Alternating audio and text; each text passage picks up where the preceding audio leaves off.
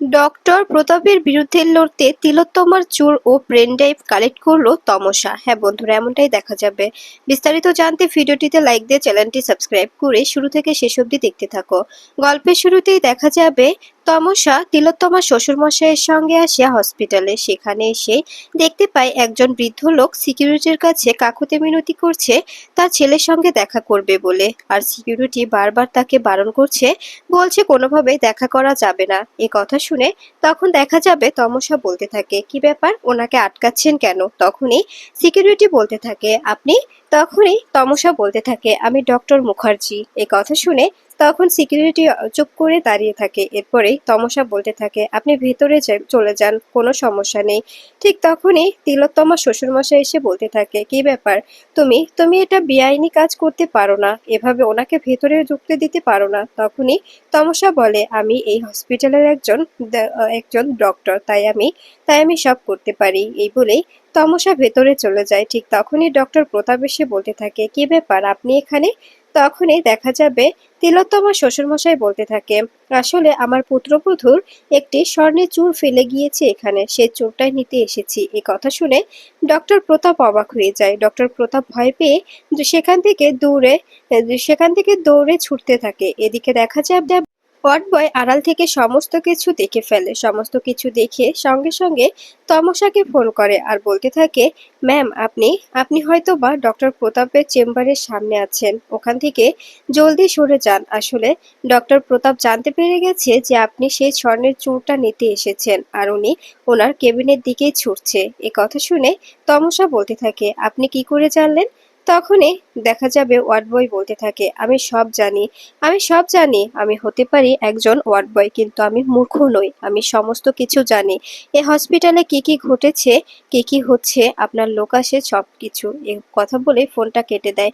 এরপরে তমসা ভেতরে গিয়ে চারপাশটা খুঁজতে থাকে সেই চোরটা। এরপরে দেখা যাবে এদিকে ডক্টর প্রতাপ হাঁটতে থাকে। এদিকে দেখা যাবে তিলোত্তমা শ্বশুরমশাই বলতে থাকে, বুঝতে পারলাম না ডক্টর প্রতাপ এভাবে ছুটে চলে গেল কেন। উনি উনি সেই স্বর্ণের চূড়টার কথা শুনে এভাবে ভয় পেল কেন? ওনার ভয় পাওয়ার কারণটা কি হতে পারে? এদিকে দেখা যাবে তমসা পুরো ঘর তন্ন তন্ন করে খুঁজতে থাকে আর বলতে থাকে, যে করে হোক আমি তিলোত্তমার চোরটা খুঁজে বের করব এবং পেন ড্রাইভটাও। ঠিক তখনই তিলোত্তমার চোখে পড়ে যায় সেই চোরটা। এরপরেই চোরটা হাতে নিয়ে বলতে থাকে, আমি আমি তিলোত্তমার চোরটা পেয়ে গেছি, এবার শুধুমাত্র পেন ড্রাইভটা হাতে পাওয়ার পালা। তাই ডক্টর প্রতাপ, আপনাকে আমি দেখিয়ে নেব। এদিকে দেখা যাবে তিলোত্তমা মৃত্যুর সঙ্গে পাঞ্জা লড়ছে, আর এদিকে তমসার প্রতিজ্ঞা তিলোত্তমাকে সুস্থ করে তুলবে এবং তাকে ন্যায় বিচার পাইয়ে দেবে। এরপরে দেখা যাবে ডক্টর প্রতাপ বলতে থাকে, আচ্ছা, আমার আমার কেবিনে কি কেউ ঢুকেছে?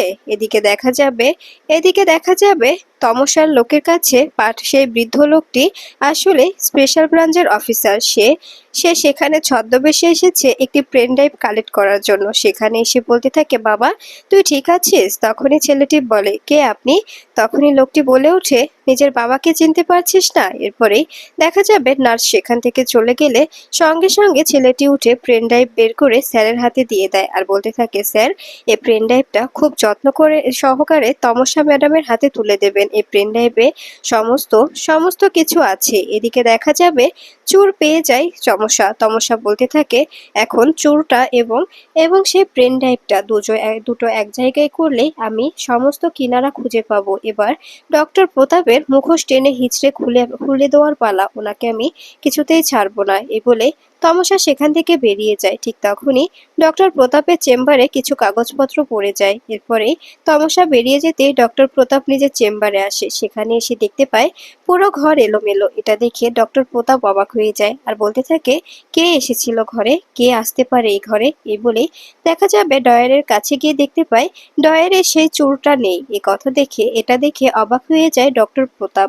ডক্টর প্রতাপ বলতে থাকে, এখান থেকে চোরটা কি হয়ে গেল আমি বুঝতে পারছি না। এরপরে দেখা যাবে এদিকে তমসা চোরটা নিজের হাতে পড়ে নেয় আর বলতে থাকে, আমি আমি এই চোরটা চোরটা হারিয়ে ফেলেছিলাম। তিলোত্তমা, আমি তোমাকে কথা দিয়েছিলাম আমি তোমাকে কোনোভাবে হারতে দেব না। ঠিক তখনই ওয়ার্ড বয় এসে তমসার সামনে দাঁড়ায় আর বলতে থাকে, ম্যাম এখানে থাকবেন না, এ জায়গাটা নিরাপদ নয়, যে কোনো সময় কেউ চলে আসতে পারে, আপনি বরং এখান থেকে বেরিয়ে যান। তখনই তমসা বলতে থাকে, আচ্ছা আপনি এত কিছু জানলেন কি করে? তখনই ওয়ার্ড বয় বলতে থাকে, আমি সব জানি, সব। আপনি আপনি যে চিঙ্কুকে মেরেছেন এটাও আমি জানি। এরপরে দেখা যাবে তমসা বলতে থাকে, আর কি জানেন আপনি? এরপরে এই সমস্ত ঘটনা খুলে বলে সে। এদিকে দেখা যাবে ডক্টর প্রতাপকে একজন এসে বলতে থাকে, চিঙ্কুকে যে মেরেছে সে ছিল মেয়ে, আমাদের কাছে এটুকু প্রমাণ আছে। এরপরে দেখা যাবে তিলোত্তমা বাড়িতে ফিরতে তখনই তিলোত্তমার বাবা বলতে থাকে, আমার মেয়ে লাখে একটা, সেটা সেটা আমি গর্ব করি। এই কথা শুনে তিলোত্তমার শাশুড়ি বলতে থাকে, হ্যাঁ তাই তো, আপনার আপনার মেয়ে গর্ব করার মতোই তো, তার কারণেই তো এত এত সব ব্যবহার দেখছি। এরকম ব্যবহার কখনো কারোর দেখিনি, এরকম ব্যবহার কোনো মেয়েরই হতে পারে না।